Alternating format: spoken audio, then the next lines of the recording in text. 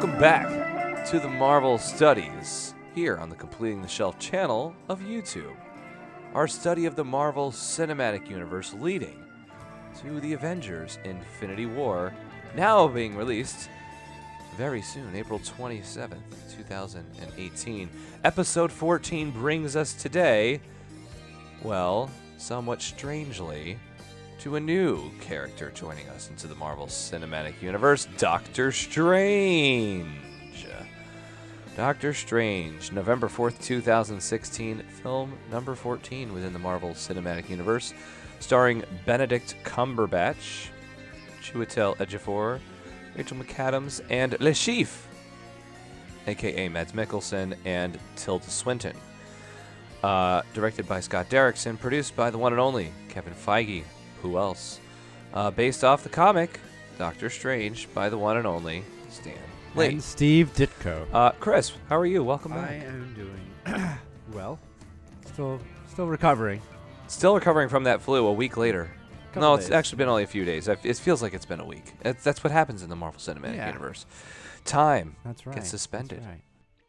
No, so I'm still recovering, but I'm so excited to talk about this film. Although long-time listeners of our channel knows that my brother and Tommy and I did a whole hour plus on this film back a long time ago. We will not spend an hour on this film, No. don't worry. You could barely stomach us for 25 minutes. Why would we want to subject you to another 30? No, YouTube put a limit on us because they're like, look, people shouldn't have to endure this much of you guys. Right.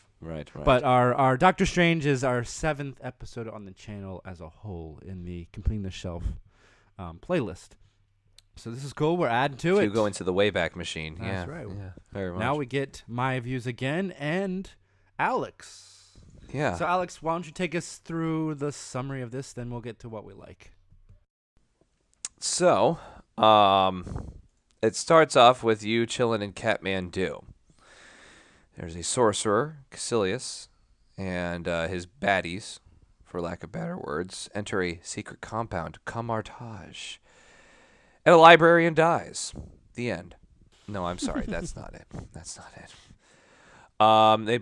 They steal a few pages out of this book, and all of a sudden, things are not so well in the world. Flash forward to New York City. We meet the wealthy and acclaimed, but a true tool of himself, Dr. Stephen Strange, a neurosurgeon who is pretty renowned for his ability to have brain surgeries pretty much go seamlessly, which is pretty freaking cool.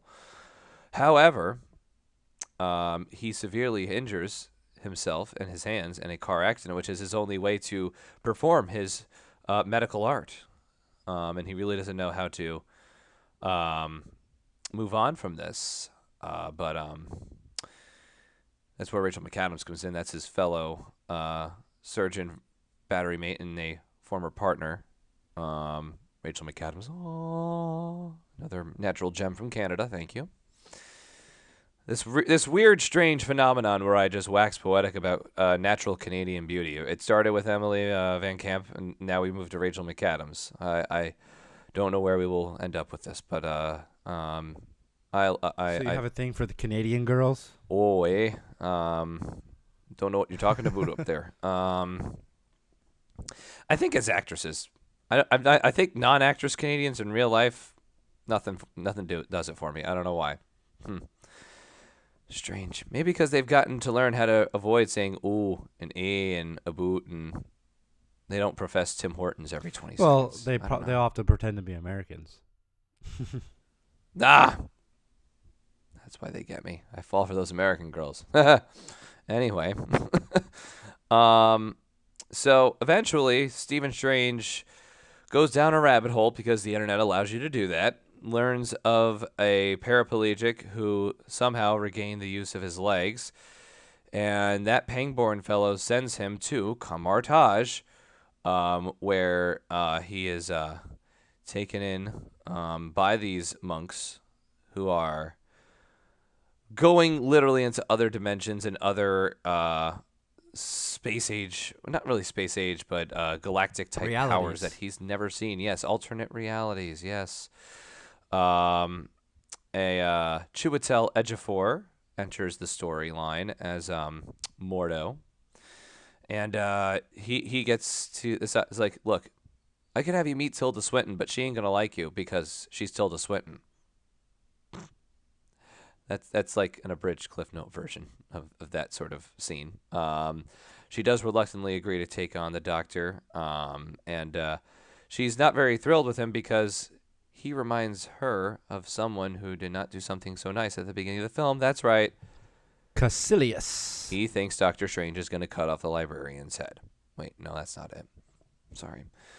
So eventually, Strange continues to study under the Ancient One in Mordo, learning from the ancient texts in the library, now guarded by Wong, who is a very cool librarian, the coolest librarian in the history of all libraries, because he's got his head on him. Yes, that's half the battle. But they do learn about how there are 3 particular buildings with a mythological shield. They are sanctums. One's in New York City, where Mr. Strange and Dr. Strange happen to live.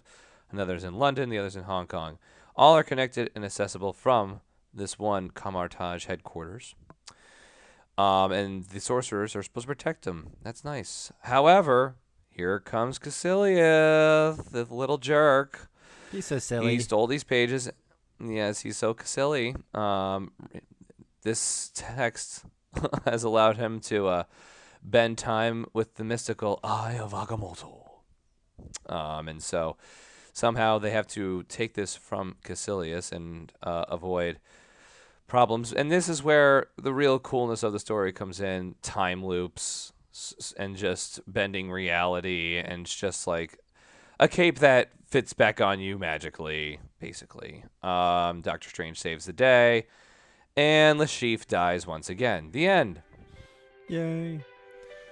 Let's go ahead and talk about what we like.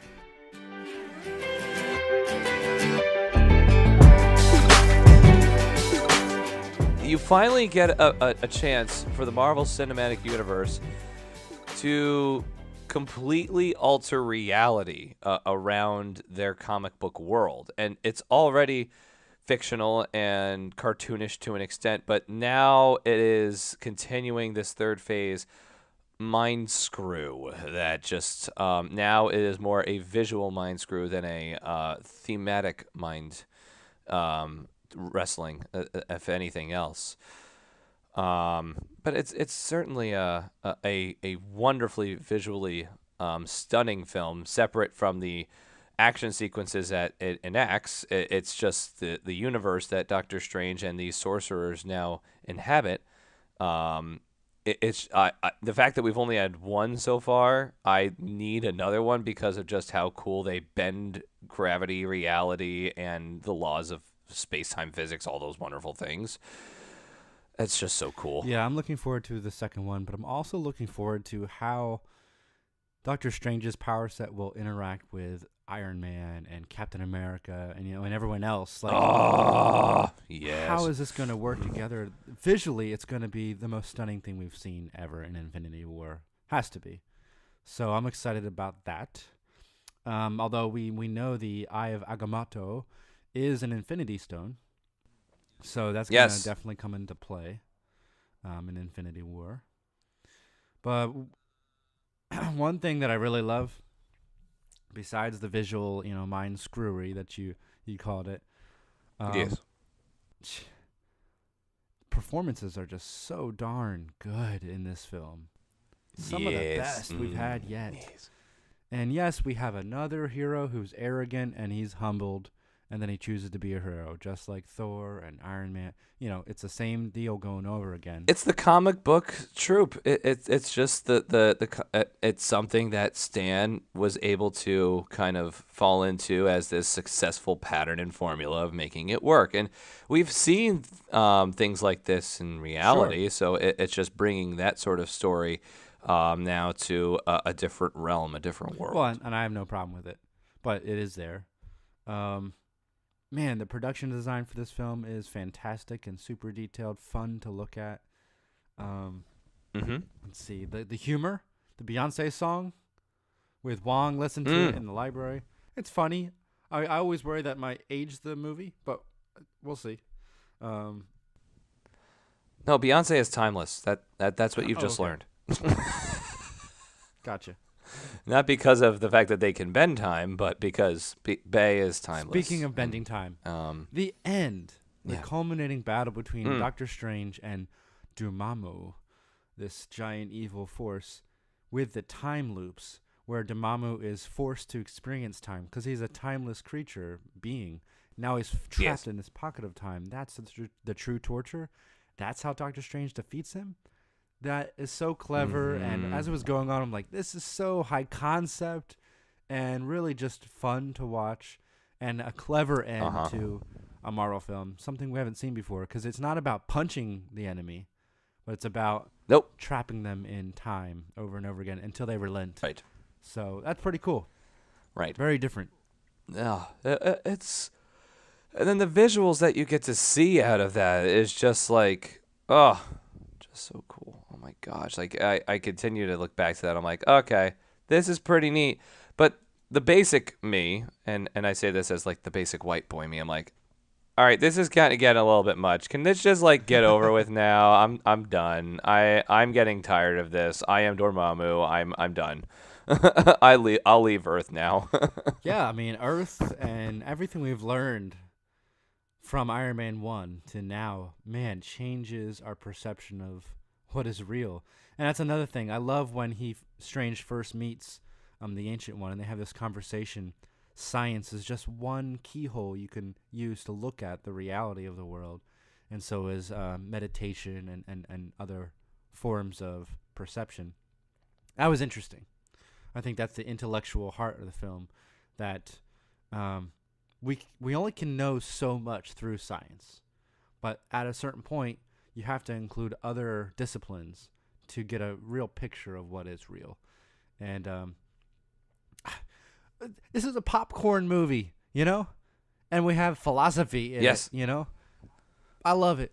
I know. It's just such a tough little bend because that you're not used to that. But I like it. It's nice. Yay. How much do you like it? It's good. Where do you want to put it on your shelf? Oh, time to put it on a shelf, eh?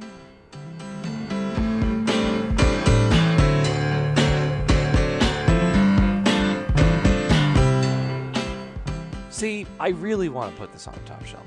I really do. But there are moments of this where, as you mentioned, rewatchability could be a struggle because there is so much of that sort of metaphysical stuff going on that the basic fan or the non-scientifically inclined fan loses interest. So that is how it ends up for me on the second shelf. See, for the reason that you put it on the second shelf is the reason I put it on the top shelf. Whoa. It seems like there's that metaphysical discussion that gives it some meat to hold on to ground all those dazzling spectacle visuals into something thoughtful and interesting that you can debate about and think about. So, yeah, top shelf for me. It's nearly a perfect film. It's not one of my favorite films in the Marvel, but I can't find anything wrong with it, really. Besides, Caecilius might be kind of cartoony. It is Le Chiffre. Let's be honest. He's a Bond villain. There's no way of avoiding that. If you were a Bond villain once, you'll be a Bond villain forever. He's not bleeding out of his eyes this time, but, something's wrong with his eyes this time, though, too. It is a funny film. It's a serious film. It's a surprising film. Yes. It's a grounded film. Rachel McAdams is a welcome addition to the Marvel Universe. Yes. I just... Reading Doctor Strange comics, it's amazing to see the astral projection and all these aspects of the Doctor Strange universe on screen. I still don't get tired of seeing these things brought to life. So top shelf for me. Very, very cool. So finally he put something on his top shelf that I don't. I feel like this is now second or third thing that we've kind of been very close to being on the same shelf together, but unlike Civil War, where we were joint and united on that top shelf, you find Chris at 1, me at 2, shelving-wise. But if you have a shelf for this that disagrees with either of us, we'd love your feedback. Please provide that in the comments section below. Send your love of this through likes and shares, and tell your friends, tell your mom, tell your dog, tell your ex-lover about how much you appreciate the Marvel studies. I don't know if you actually should, but couldn't hurt. He is at Shelf Nerds on the Twitter. I am at Alex_Salvo.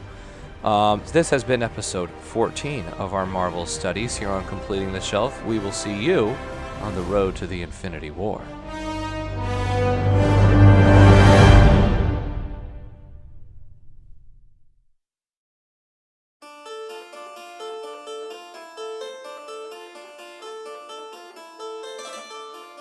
And now, names that aren't quite Benedict Cumberbatch, but could be slight alternatives.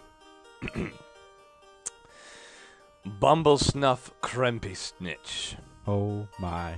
Bannister Crumplebench. Buttercup Cumbersnatch. Bendy Noodle Crumper Bunce. Bonky Halt Cutie Brunch. Oh, that's good. Body Snatch Cumberbund. Buffalo Custard Bath. Custard bath. Bundle Up Catch a Death. Beanie Bag Cabbage Patch. And here is a real fast run of about 24 or so.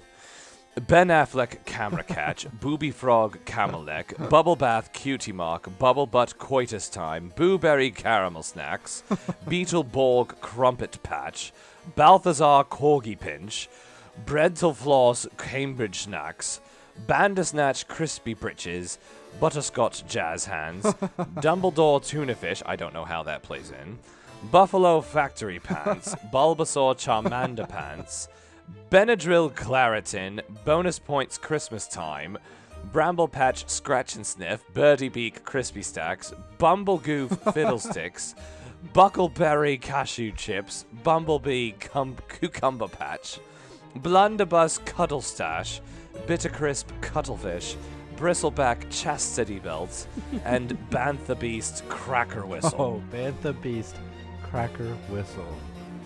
Wow. The internet has no respect for his name. None whatsoever. What's his name again now? I think I forgot his name now. Benedict Cumberbatch. Benedict Cumberbatch. Benondong Cucumber Beneficiary Cucumber Snatch. Botanical Cumbersome. Blender Whoop Cupboard Latch. Okay, let's get to the episode. Oh my gosh. Bagondong Cabbage Patch, Boogeyman Captain Crunch. Sorry, am I going down a rabbit hole we can never return? Jeez. Cadbury Pringle Batch. We'll need a sling ring to get back from this portal. Oh man. Blueberry Pumpkin Patch. No wait, that's actually a scent of a candle I bought once. Sorry.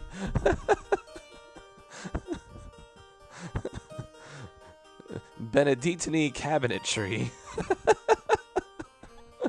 Oh my goodness. Sorry. What? Adele Nazim.